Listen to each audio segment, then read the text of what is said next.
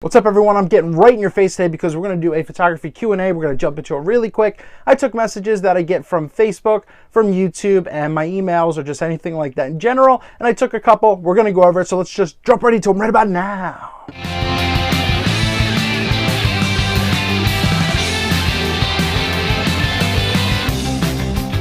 So one of the first questions comes from David, and he asks, what mode do I shoot in? So he's asking me, if I picked up my camera right now, what mode is in it?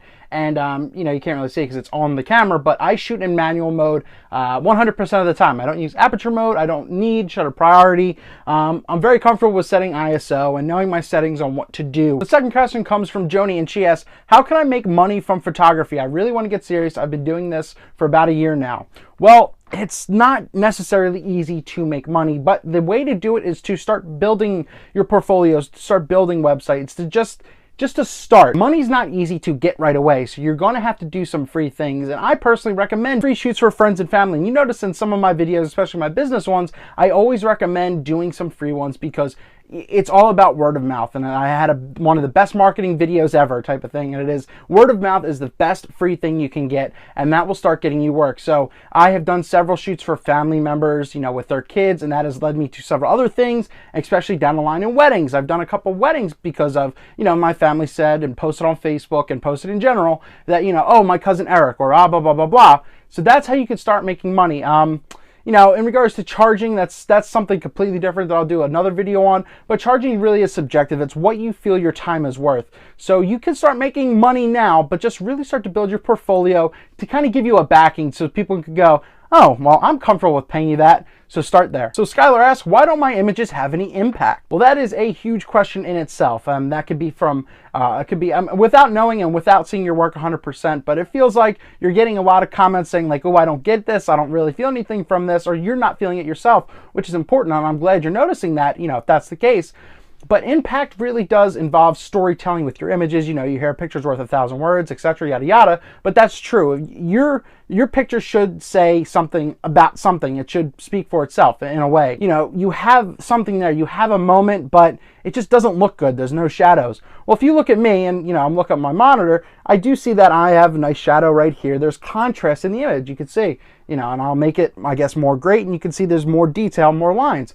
So that's what it is. It can come down to lighting as well. You could change it up. You could do something. A lot of the times, a lot of people have a problem is using their, let me just bring this out, is using their front, the pop-up flash of the camera, and they're doing it straight ahead, straight to here, and it's just a flat light coming back, and it doesn't look good. So getting off camera with flash, using off-camera lighting, how I light my videos, is something that could add interest or at least impact to your images, if not just the story or what you're trying to take pictures of in general. Barb asks, my subject looks very awful and my subject is very dark when I'm outside, especially when the sun is too bright. Hell, well, I can tell you something you're running into right away, and that is in regards to your metering. It can also be your shutter speed too. You might have it too high and it's not, and the subject's looking very, very dark. But one of the huge problems a lot of people do outside is they don't know their metering. In regards to metering, you have your matrix metering or evaluative. I think Canon has it where it reads this whole screen. So if I was on that metering right now, the camera would, do its best to guess and give you its opinion on what the perfect exposure would be with all the light around, with all the ambient light.